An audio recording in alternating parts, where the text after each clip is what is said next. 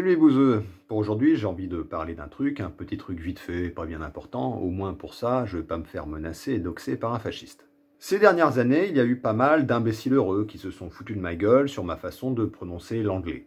Psyodélique, Thomas Durand, Evelyde Tapas, ou encore bien sûr le fameux fasciste alsacien dont il ne faut pas prononcer le pseudo, qui ont tous cru très intelligent de relever en rigolant ma façon de dire call out, par exemple. Ah, trop marrant comment il le dit. C'est rigolo, moquez-vous de lui les enfants, il prononce mal l'anglais.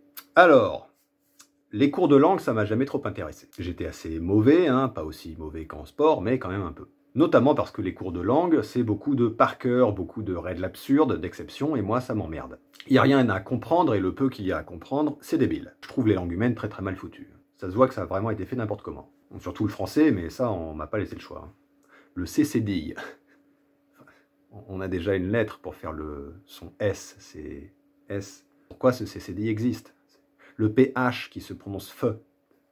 On a déjà une lettre pour faire le son FE, c'est F. Le U avec un accent qui n'existe que pour un mot, c'est vraiment rien que pour faire chier. Enfin, bon, c'est pas le sujet, never mind. On s'est toujours un peu foutu de ma gueule sur ma façon de prononcer l'anglais et au bout d'un moment, j'en ai eu plus rien à foutre. J'ai pris l'habitude d'aller à contre-courant et de franciser à mort. Genre, je fais plus aucun effort. En sport, c'était pareil. Ah, je cours pas assez? Bah écoute, maintenant je vais marcher. Ah, tu veux pas que je parle de toi? Eh ben, je vais parler de toi encore plus, motherfucker. J'ai été créé par ce qu'on m'a fait. Il y a un principe simple de l'univers qui veut que chaque action crée une réaction égale et opposée. C'est ça pour toi? Une simple équation? Ce qu'ils m'ont fait était monstrueux. Et ils ont créé un monstre. Venons-en quand même au sujet. La francisation. La francisation, c'est par exemple quand on va transformer un mot étranger en français, un nom de famille ou un nom commun. Par exemple, on passe de spoiler à divulgacher. Mais ça peut être aussi sur la façon de prononcer les mots, la façon de prononcer les lettres. O-N en français, ça se dit on, mais en anglais, ça se prononce on. Normalement, je vous apprends rien. Je vais vous démontrer, très simplement, pourquoi il est plus logique et rationnel de pratiquer la francisation. C'est-à-dire de ne pas hésiter à prononcer à la française. Tout d'abord, la cohérence. Argument de la double faute, si vous voulez, mais argument quand même. Les gens qui prennent à cœur de prononcer les mots anglais à l'anglaise ne le font que pour les nouveaux mots. Les mots qui sont entrés dans l'usage courant, on s'en fout. Camping, on dit camping, on ne dit pas camping. Tu fais quoi cet été? Oh je vais faire un petit camping du côté de London. Non, personne ne fait ça, c'est ridicule. À part peut-être les Anglais, mais on les emmerde. Oui, non, mais eux, ça compte pas. C'est des bons Anglais. Il y en a des biens. Je suis pas raciste, je bois du thé. Alors pourquoi?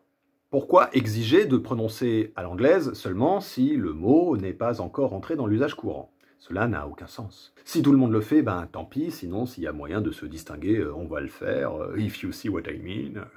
Non, c'est idiot. Deuxième et dernier argument, parce qu'on ne va pas non plus y passer le week-end, c'est inapplicable.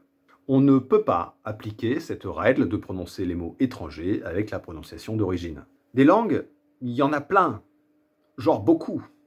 A lot. Parce que c'est facile de se la péter en mode pseudo-snominard de mes couilles sur ta façon de prononcer l'anglais quand l'anglais, on en entend tous les jours et que de toute façon, t'es obligé de l'apprendre à l'école. Là, ça va. C'est facile. Mais va prononcer en italien, en russe, en allemand, en espagnol, en arabe, en japonais, en wolof. Là, subitement, ça va. Là, on pardonne. Mal prononcer les mots dans des langues mineures, une secondaire un peu primitive, c'est-à-dire autre chose que l'anglais. Là, ça va. On comprend que tout le monde soit pas capable de prononcer correctement le mandarin. Et donc, la règle tacite de prononcer correctement les mots, ça marche que pour les Anglais. Vous avez pas marre de lécher le cul des roast beef, non? Jeanne d'Arc doit se retourner dans sa tombe. You son of a bitch. Et donc, on a un problème. Si on considère que prononcer les mots étrangers dans la prononciation de la langue d'origine, c'est nécessaire, au point qu'on peut se foutre de la gueule des gens qui ne le font pas, alors ça ne peut pas être applicable pour toutes les langues, parce que c'est techniquement impossible.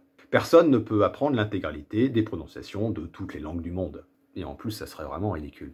L'autre jour, en camping, j'ai mangé des spaghettis. On se fait une petite pizza avec des frites. Donc dans la pratique, ça ne se fait que pour la langue anglaise, appuyant ainsi la domination de ces enfoirés de roast beef, à cause de quelques snobinards de merde qui se croient malins à donner des leçons aux autres, alors que c'est rien que des piece of shit.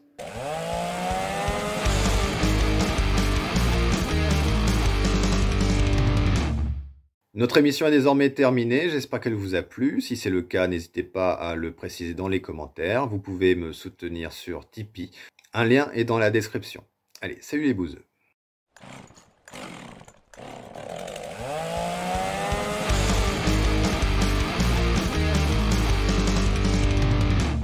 Avec des frites.